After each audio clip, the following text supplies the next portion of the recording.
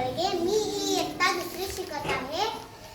माझ्या गोष्टीचे नाव आहे दाटी उडा ज्ञानेश्वरा. माझा मराठी बोलत होते परी अमृतातही पैजा जिंके. अशा मराठीचे अभिमान सांगणाऱ्या संत ज्ञानेश्वरांच्या छोट्या बहिणीची म्हणजेच मुक्ताईची आज मी ते गोष्ट तुम्हाला सांगणार आहे. वेळ दुपारची. ज्ञानेश्वर माधुकरी मागत होते.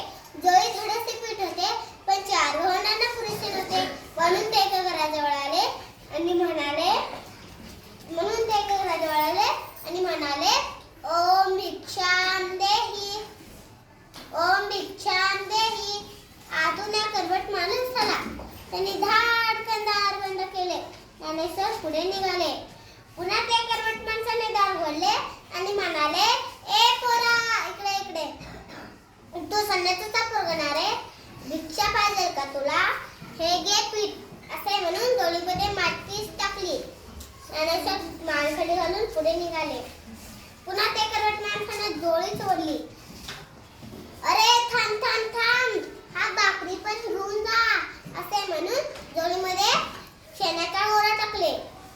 काय रे असं डोळे पण काय लागतो? त्यांनी भिक्षा मागतोय. तेव्हा ज्ञानेश्वर खूप नाराज झाले. ते आता पुढे निघाले. संध्याकाळ झाली होती. इकडे मुक्ताईने विठ्ठलाच्या मूर्तीसमोर सारंगात लावली. ती मूर्ती म्हणलीस तेवढीच तिच्या आईबाबांची आठवण ती हातून रागात चिमणू लागली. तेवढ्यात तिला चव लागली की आपला ज्ञानेश्वर आलाय. तिने पटकन तिच्या रांगात सोडकली. आपल्या भावनेसाठी पानं मांडली. निवृत्ती आणि सोपा आणि दोघे येऊन बसले. तेव्हा तिने विचारले, अरे हे काय दोघेच कसे? ज्ञानदादा कुठे गेलाय? त्याला भूक नाही म्हणतोय. सोपानाने उत्तर दिलं, भूक नसायला काय झालं? थांब, मी जाऊन आणते. म्हणून मुक्ता उठून खोपट्यात गेली. ते खोपट म्हणजे ज्ञानदादाची एकांत जागा. गवत रुसलेल्या जागेत तो लहरीन तेव्हा जाऊन बसायचा. मुक्ता तिथे गेली. अगं बाई, दाताची जोळी तर इथं दिसते. त्यामध्ये दिसते शेणाच्या गोगऱ्या आणि माती. पुन्हा दुष्टाने केलाय बरं. म्हणूनच ज्ञानदादा रुसून बसलाय. ताटी उघडणारा ज्ञानदादा ऐकलास का? चिंता क्रोध मागे सारा, ताटी उघडा ज्ञानेश्वरा. योगी पावन मनाचा, सारे प्रार्थनांचा. विश्वरागे झालवन्नी, संती सुखे व्हावे पाणी.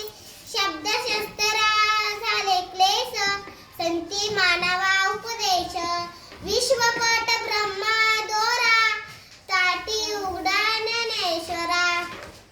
हे ज्ञानदादा, कुणी जर आपल्याशी वाईट वागलं तर त्यांना क्षमा करावी. हे तूच सांगतोस ना, आणि हा स्वतःच राहून बसलाय.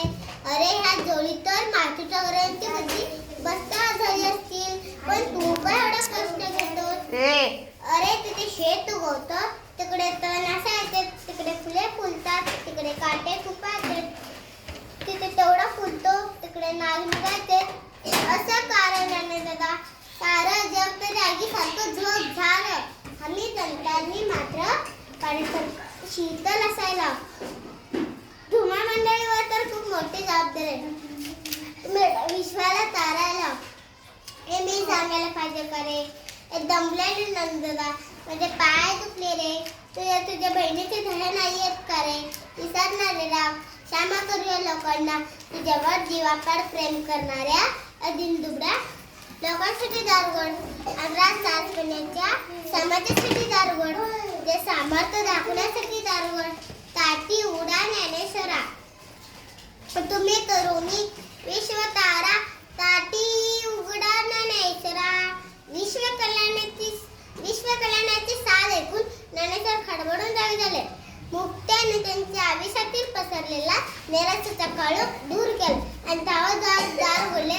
ते दारात छोट्या मुक्त्याला उचलून घेतले आणि म्हणाले, मुक्ता, तू आज माझी उद्धार करते झाली. तू संतांच्या साई असल्या गुणांची आठवण करून दिली आहेस. आता मला विश्वकल्याणाच्या कार्यात भाग घ्यायला जायचा आहे. खरोखरीच मुक्ताईने प्रत्येक जीवनात अध्यात्म कसे जगावे हे ज्ञानेश्वरांना दाखवून दिले. आणि मुक्त